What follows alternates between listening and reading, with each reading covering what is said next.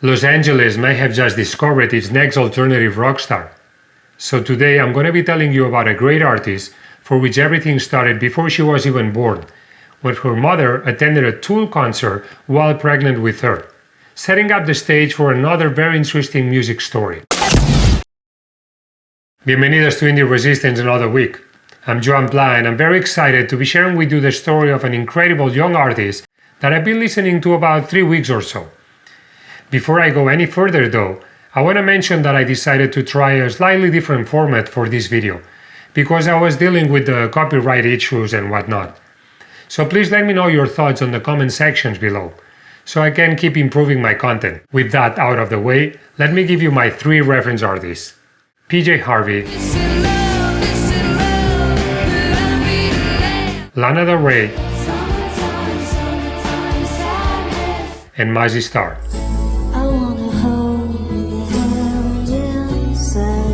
These are some serious alternative ladies, people.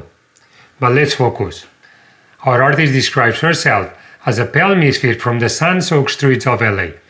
She crafted her own universe where fantasy novels meet alternative rock.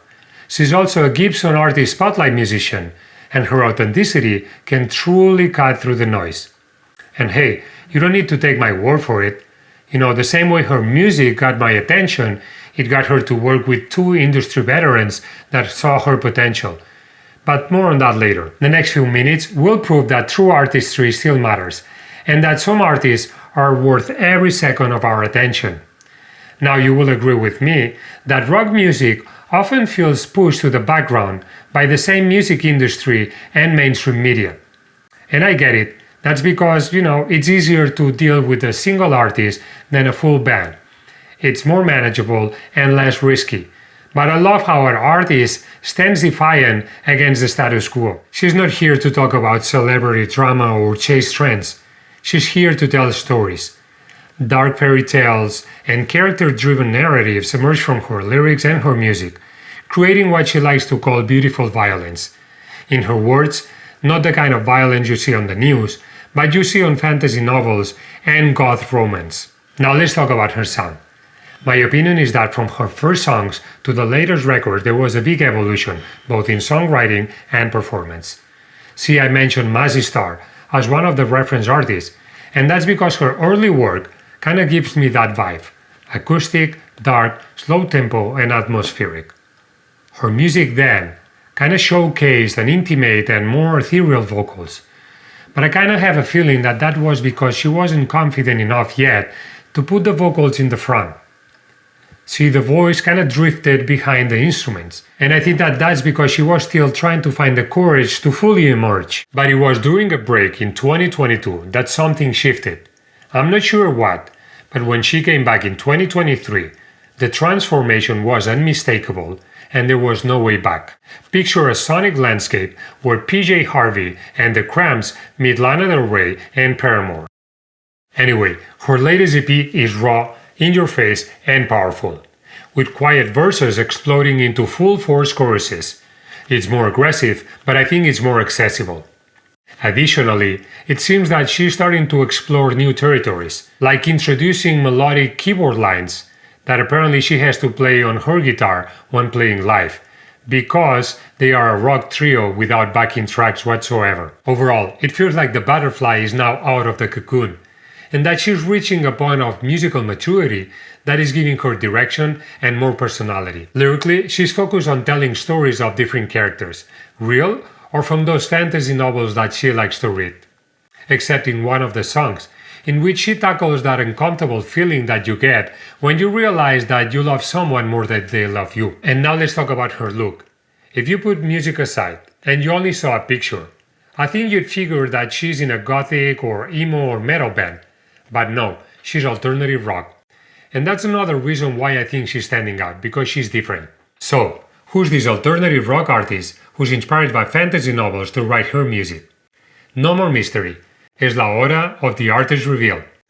Damas y caballeros, with all of you, Devon Thompson.